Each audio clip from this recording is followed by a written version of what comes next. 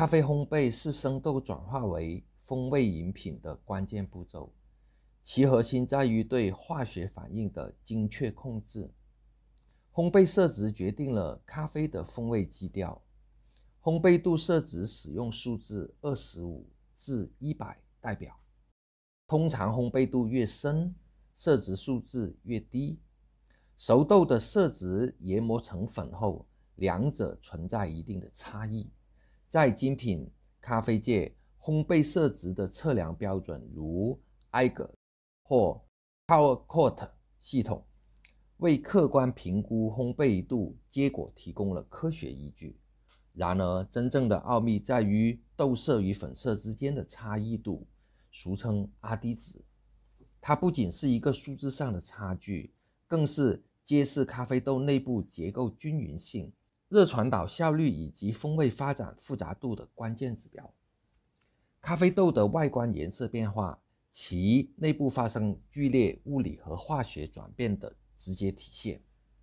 从物理层面看，生豆在高温下经历水分流失，通常从 10% 的含水率降至 1%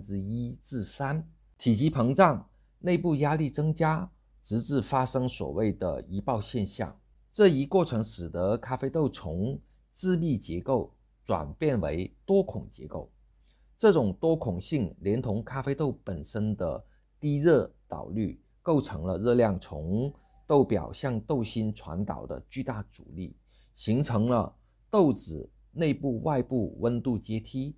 从化学层面看，颜色主要由两大非酶褐变反应主导。梅纳德反应是还原糖与氨基酸的反应，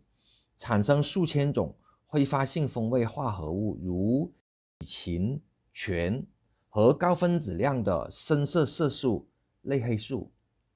类黑素是决定深色色值的主要物质，它们不仅赋予咖啡深棕色，也是醇厚度和持久余韵的重要贡献者。焦糖化反应则在更高的温度下发生，涉及糖类物质自身的分解和聚合，形成焦糖色和焦苦风味。这两种反应的速率和程度在豆子的不同烘焙度是不同的。外部最先达到反应所需要的温度，色素生成最快，颜色最深，而内部因为热量导入之后，色素生成相对较少，颜色较浅，这是导致豆色与粉色差异的根本化学原因，也是与烘焙均匀性的量化数值。当我们将咖啡豆研磨成粉时，实际上是打破了这种温度阶梯和色素分布的梯度，将外部深色物质与内部浅色物质混合。研磨后粉色值测量的是整个豆子的平均色值。如果烘焙是均匀的，豆表和豆心颜色接近，则粉色值会非常接近豆色值，这样 RD 值就较小。如果热传导控制不佳，温差阶梯过大，例如采用过高的升温率进行快速烘焙，则会形成烘焦的外壳，深色的内部。此时豆表颜色极深，但豆心颜色很浅。研磨后的咖啡粉平均色值会比豆色显著的相差过大，也就是 RD 值大。烘焙均匀性不一致的咖啡豆，其研磨后的粉色值与豆色值相差很大，一般在20号以上。这种较大的色值差异明确指示了热穿透力不足和烘焙不均匀的问题。这时需要烘焙师精确控制 ROR， 尤其是在梅纳德反应阶段约150度到移爆之前，其核心的目的是为了将热量缓慢且有效地传递到豆心，达到温度差异最小化。色值差异对咖啡风味和口感的影响。RD 值是预测咖啡风味轮廓和口感平衡性的关键指标，它不是一个孤立的数值，而是对风味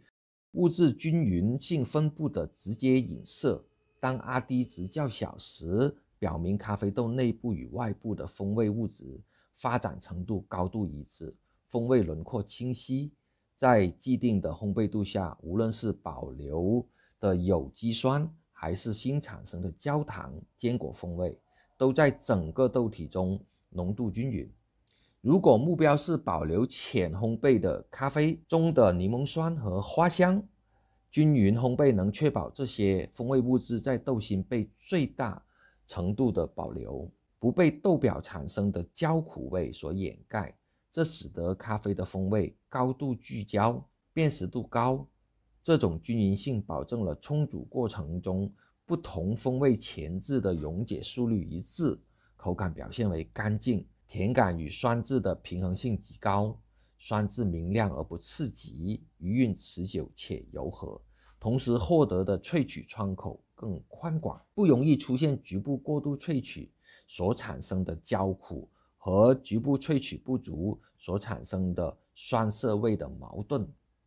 当 RD 值相差较大时，20度以上，意味着豆表和豆心处于不同的烘焙阶段，形成了风味物质的叠加与冲突。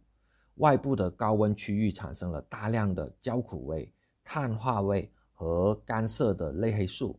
而内部的低温区域则保留了过多刺激性的绿原酸和草本的生涩味。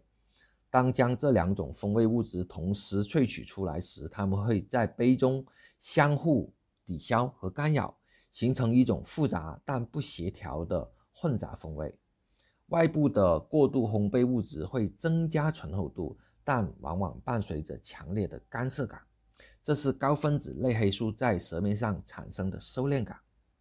内部的欠烘焙物质则贡献了尖锐刺激的酸味，缺乏甜感的支撑，整体口感粗糙，干净度差，余韵带有挥之不去的焦苦或生涩。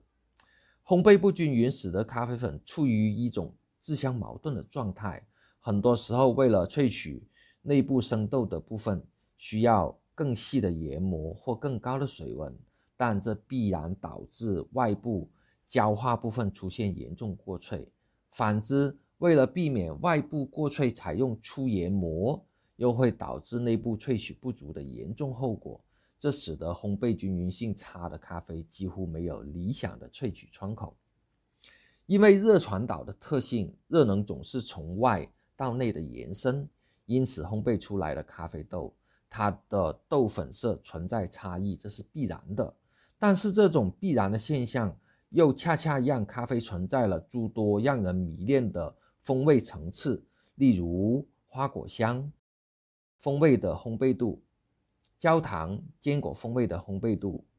黑巧克力香料的风味烘焙度。以上的风味都是在不同的烘焙色值之下所拥有的。豆色与粉色的差距是烘焙艺术与科学的交汇点，它客观地量化了烘焙过程中的热传导效率和风味物质的均匀发展。在追求精品咖啡清晰平衡风味的时代，RD 值最小化还是最大化，是烘焙师实现确保咖啡品质稳定性的核心挑战。某些特殊的豆子，我们希望它的层次感、风味变化多样性，在烘焙的过程中尽可能去拉大它的 RD 值。又例如某些豆子只保留独特的风味，我们就会尽量减少它的 RD 值，让豆粉色达到某个一致的烘焙度。最终一个极小的烘焙成果意味着咖啡豆的潜力得到了最高效的转化，无论它是保留了产区特色的花香果酸，还是发展出了醇厚平衡的焦糖甜感，其风味都是聚焦干净且令人愉悦的。因此咖啡烘焙 RD 值在特定范围内，它的大小并不是衡量咖啡品质的一个很关键的数值，还是需要参考咖啡豆的特色，还有烘焙师希望咖啡豆的风味以及口感的走向，去决定咖啡豆 RD 值的大小。这期的咖啡烘焙基础知识介绍到这里，欢迎关注提斯特咖啡视频号，谢谢。